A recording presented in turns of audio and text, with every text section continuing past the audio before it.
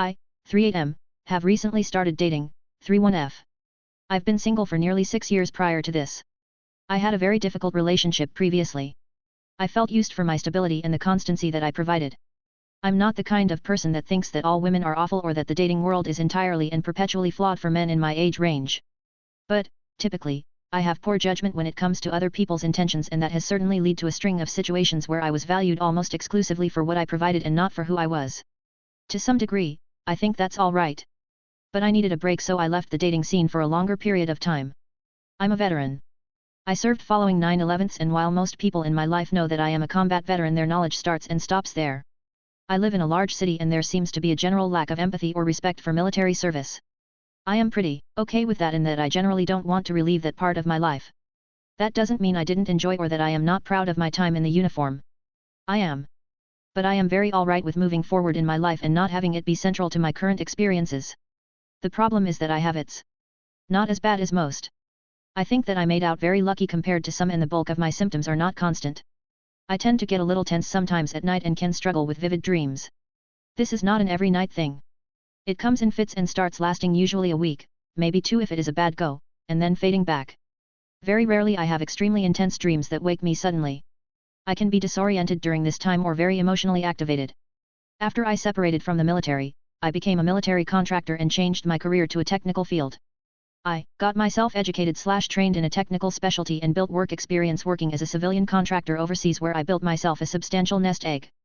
I was mentored by good men on investments and income generation and have done very well for myself. I hold a full-time position back in the States now with a generous salary and benefits.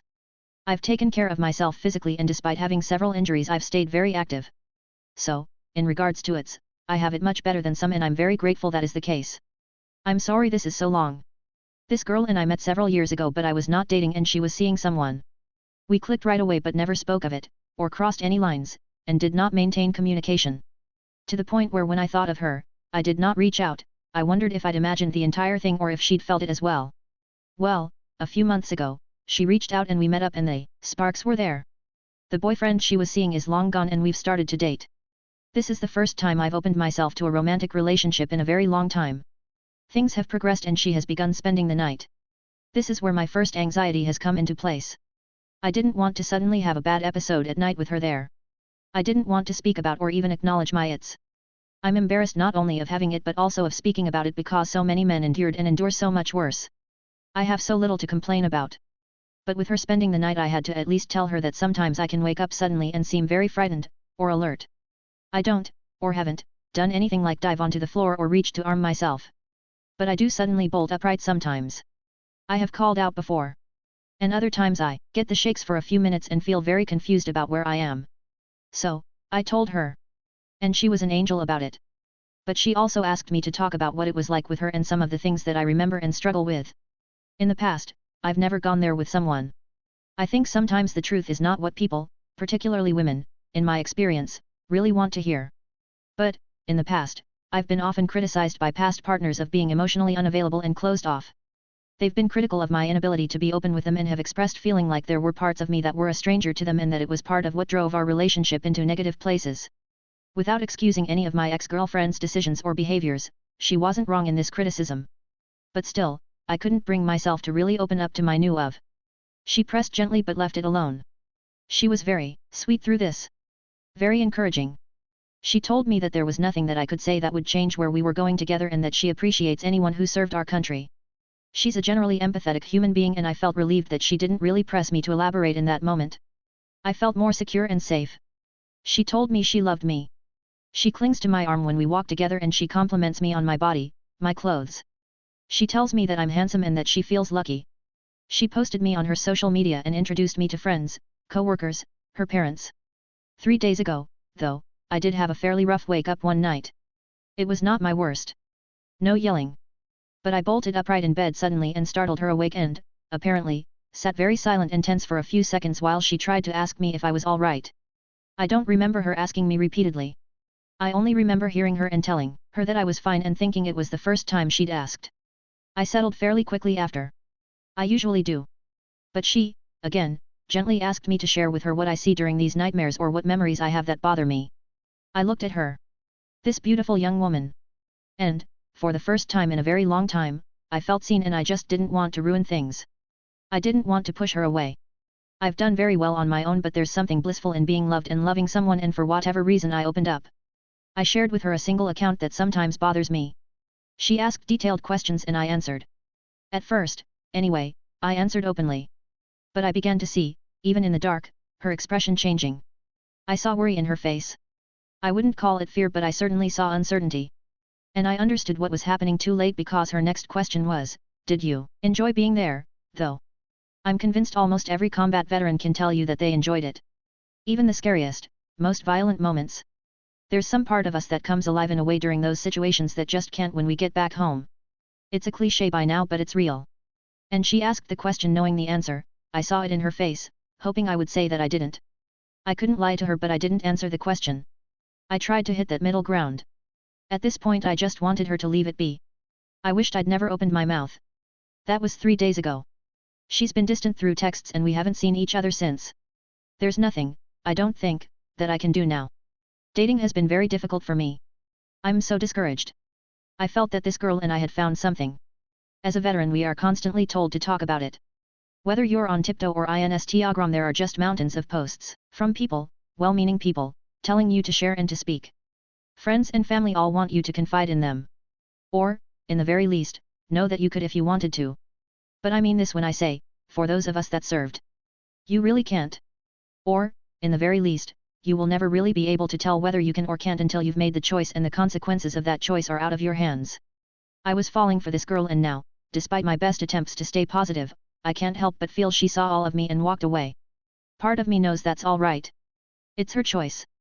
And there's integrity in letting someone have that part of you so they can decide if they want to deal with it or not.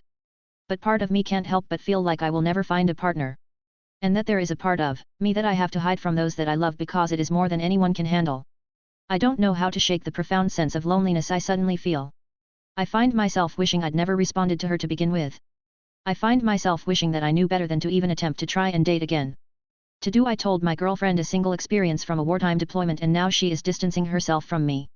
Update *. Wow, so, a lot of comments to go through. Thank you to everyone for sharing advice. For those of you that suggested I speak to her and express that I didn't want to upset her but I wanted to be honest, that's the route I want to go with. I plan on doing so tomorrow. I won't get into the particulars of what I shared for the comment, that asked. I will say, however, it did not include any war crimes. And I didn't commit any during my time in service. I read a few comments that were very critical/skeptical, summarizing, of the military. That's all right, guys.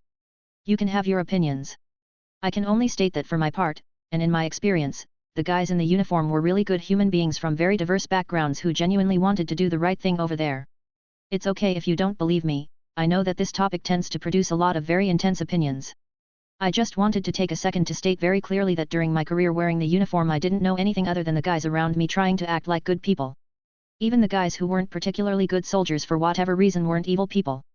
Update 2 *. This got so much bigger than I could have imagined. I'm overwhelmed by the thoughtful things people are sharing. We, the girl and I, have plans tomorrow and I plan on asking her how she felt about our conversation and see where things stand. I'll update as soon as I can. Also, I've been trying to get to as many comments as I can, but this got way bigger than I could have anticipated and I can't get to them all. Just know I appreciate every single one. The last 3 days have been really stressful and absolutely laden with anxiety. I posted this to vent it into the void so that I didn't do a couple things I was trying to avoid doing. A. Talk about it to friends and accidentally color how they saw the new girlfriend. B. Put a bigger burden on her when she, in the very least, seems to need some time. I didn't anticipate to be supported so intensely by so many kind strangers. I didn't anticipate that this would help others. I'm grateful for both of these things. It really makes me feel that whatever happens here, even if I could do some things better in the future, I was at least attempting to go about doing the right thing. Update 3 *. A few comments that I've read through have asked about resources to read more about the starfighter's frame of mind and experiences without having to directly ask a veteran. I'm considering an AMA. On one hand, I think it might be helpful to answer these questions from the impersonal void of the internet as a means of expression. I also like the idea of potentially helping open-minded people cross the divide between the veteran mindset and the civilian one. But, honestly, I could also see that just getting swamped with shouting matches. War, let alone the wars following 9/11s, tend to drive some really intense responses. Update 4 * just a few things that weren't clear in the initial post and I keep seeing in the comments before they get shut down. Did I do something wrong for them to be turned off, or was it simply because there was so many?